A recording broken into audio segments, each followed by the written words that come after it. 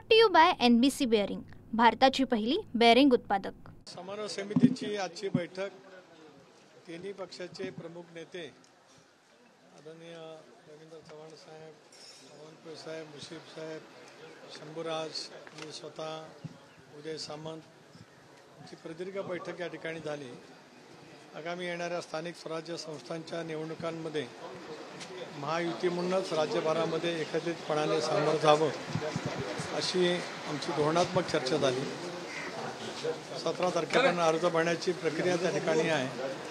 18 तारखेला पुन्हा एकदा महायुतीची एक पत्रकार परिषदसुद्धा त्या ठिकाणी होईल।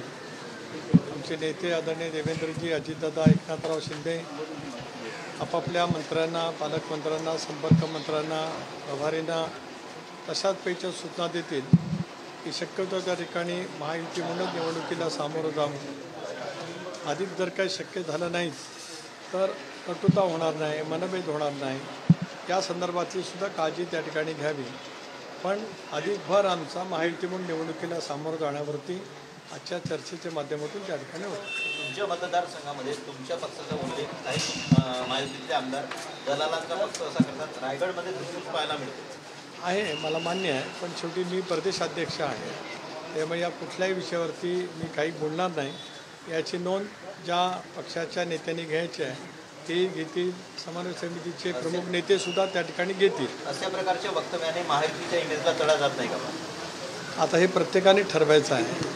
आपल्या वक्तव्यामुळे, आपल्या कृतीमुळे महायुती म्हणून राज्यभरातल्या जनतेने जे आम्हाला प्रचंड बहुमत दिलेलं आहे, जे आजवर स्थापनेपासून मिळालं नव्हतं, त्याला धक्का कसा पोचणार नाही, सामंजस्य कसं राहील याचा प्रयत्न होणं अत्यंत आवश्यक आहेच। पण मी स्वतःच प्रदेशाध्यक्ष असल्यामुळे या कुठल्याही विषयावरती मी भाष्य आजही नाही करणार आणि माझ्या जिल्ह्यामध्ये असतानासुद्धा या विषयावरती मी कधी भाष्य करत नाही। परंतु दोन्ही राष्ट्रवादी ज्या पद्धतीने स्थानिक स्वराज्य निवडणुकीसाठी एकत्र येतात या संदर्भात महायुतीच्या इतर पक्षांचं म्हणणं काही आहे ते सकारात्मक आहे?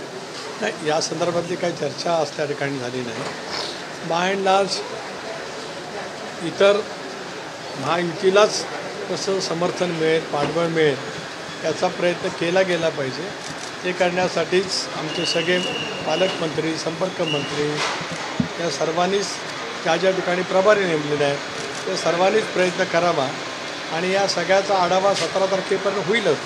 कारण 17 तारखेपर्यंत नामनिर्देशन पत्र भरण्याची शेवटची तारीख आहे। त्यामुळे 18 तारखेला पुन्हा एकदा समन्वय समितीची बैठक आम्ही याच ठिकाणी बोलवलेली आहे। प्रामुख्यानं कुठेतरी कोकणामध्ये मोठ्या प्रमाणात महायुतीमध्ये वाद दिसतो आहे, या संदर्भात काही चर्चा झालेली आहे? कुठे वादविवाद सोडवण्यासंदर्भात चर्चा होताना दिसत आहे, प्रामुख्यानं रत्नागिरी असेल किंवा सिंधुदुर्ग असेल आणि रायगड असेल?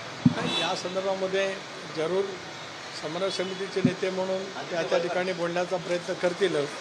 पण आवश्यकता वाटली तर माननीय मुख्यमंत्री आणि दोन्ही उपमुख्यमंत्री यांनीसुद्धा याच्यामध्ये लक्ष घालावं आणि महायुतीमध्ये कटुता वाढणार नाही, महायुतीमध्ये कोणाही पक्षाच्या प्रमुख नेत्यांच्याकडून मनभेद होणार नाही या दृष्टिकोनातून आम्ही त्या ठिकाणी चर्चा केली।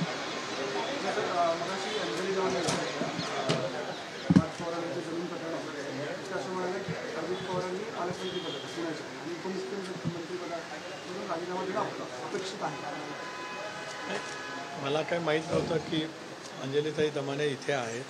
आमची समन्वय समितीची बैठक स्वतंत्रपणाने त्या ठिकाणी झाली होती। शेवटी प्रत्येकजण लोकशाहीमध्ये आपापले मत मांडत असतो। व्यक्ती स्वातंत्र्याचा अधिकार घटनेमध्ये आपल्याला डॉक्टर बाबासाहेब आंबेडकरांनी दिलेला आहे, प्रत्येकजण आपापले मत मांडत राहील। शेवटी या प्रकरणाच्या संदर्भामध्ये राज्य सरकारने एक उच्चस्तरीय समिती नेमलेली आहे आणि त्या समितीचा अहवाल येईल।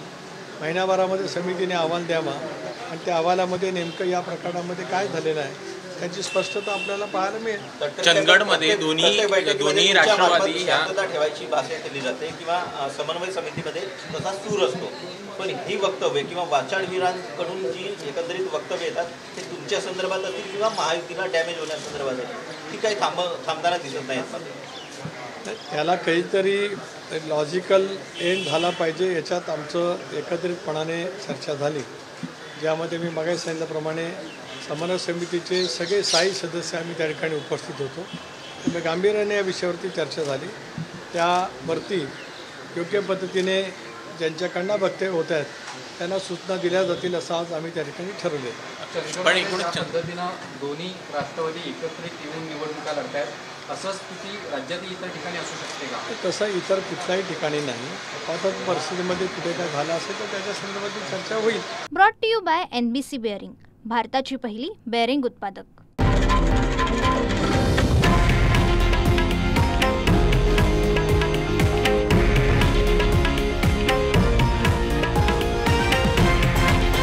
हे आहे देशातील नंबर 1 न्यूज नेटवर्क आणि आपण पाहत आहात TV9 मराठी, एकमेव.